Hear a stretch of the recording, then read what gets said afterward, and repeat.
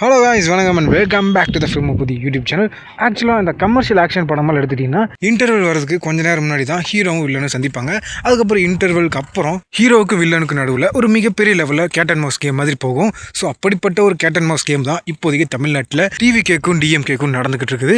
இதில் யார் எலி யார் பூனை அப்படின்ட்டு, யார் வில்லன் யார் ஹீரோ அப்படின்ட்டு தமிழ்நாடு மக்களுக்கு கண்டிப்பாக தெரியும். ஸோ டிவிகே தலைவர் விஜய் அவர்கள் கட்சி ஆரம்பிச்சதுலேருந்தே விஜய் அவர்கள் மேலே ஏதாவது நெகட்டிவ் ஸ்ப்ரெட் பண்ணி மக்கள் மத்தியில் இவரோட பேரை டோட்டலாக ஸ்பைல் பண்ணி 2026 எலெக்ஷனில் நம்ம ஆண்டவர் மாதிரி டெபாசிட் கூட கிடைக்காம பண்ணணும் அப்படின்ற ஒரு நோக்கத்தில் என்னென்னமோ குரலி வித்தியெல்லாம் காமிச்சாங்க. ஆனால் ஒன்று கூட டிஎம்கேக்கு சாதகமாக அமையல. கடைசியாக அந்த கரூர் பிரச்சாரத்தில் ஒரு மிகப்பெரிய லெவலில் சதி பண்ணி 41 உயிர்களை அநியாயமாக கொலை செஞ்சாங்க டிஎம்கே. ஆனால் அப்போ கூட கரூர் மக்கள் விஜய் அவர்கள் மேலே கோப்படாமல் விஜய் அவர்களுக்கு ஆதரவாக தான் பேசிக்கிட்டு இருந்தாங்க. இதில் இந்த பச்சுவந்தி முண்ட வைஷ்ணவி பார்த்தீங்கன்னா முட்டை அடிக்கிறது முன்கூட்டியே தெரிஞ்ச மாதிரி ஆளாக அந்த ஹாஸ்பிட்டலில் வந்து நிற்கிறா. இதில் ஆகும்னு அவளையே நான் ஒரு பெண்மணி போண்டாமணி அப்படின்லாம் சொல்லி காமெடி பண்ணிட்டு இருக்கிறா.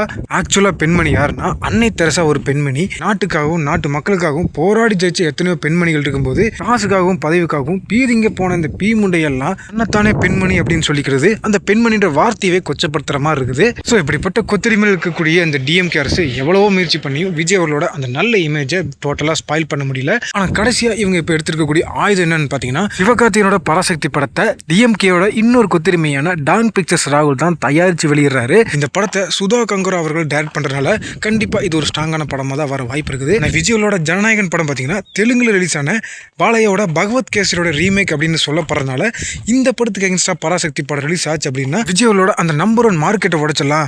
போய் சிவகார்த்திகேயன் போய் தோத்துட்டாரு அப்படின்னு சொல்லி விஜயோட மக்கள் மத்தியில் ஒரு காமெடி பீஸா காட்டணும் அப்படின்ட்டு டிஎம்கே பாத்தீங்கன்னா இந்த ஒரு முயற்சி எடுத்திருக்காங்க. ஆனா ரியாலிட்டியில விஜய் அவர்கள் பகவத் கேசரி ரீமேக்ல நீங்க சுறாப்படுத்திய மறுபடியும் ரீமேக் பண்ணி நடிச்சா கூட அந்த படத்தோட முதல் 5 நாள் வசூல சிவகார்த்திகேயனோட பராசக்தி படத்தால லைஃப் டைம்ல கூட கிராஸ் பண்ண முடியாது. ஏன்னா அதுதான் இப்போதைய உண்மையான நிலவரம். நீங்க நம்ம விஜய் அவர்களை வீழ்த்த நினைக்கக்கூடிய இந்த திமுக ஆசை நிறைவேறுமா நிறைவேறாது அப்படின்றத கமெண்ட்ல சொல்லுங்க. மீண்டும் ஒரு இன்ட்ரெஸ்டிங்கான வீடியோல நான் உங்களை சந்திக்கும் வரை stay tuned and stay safe.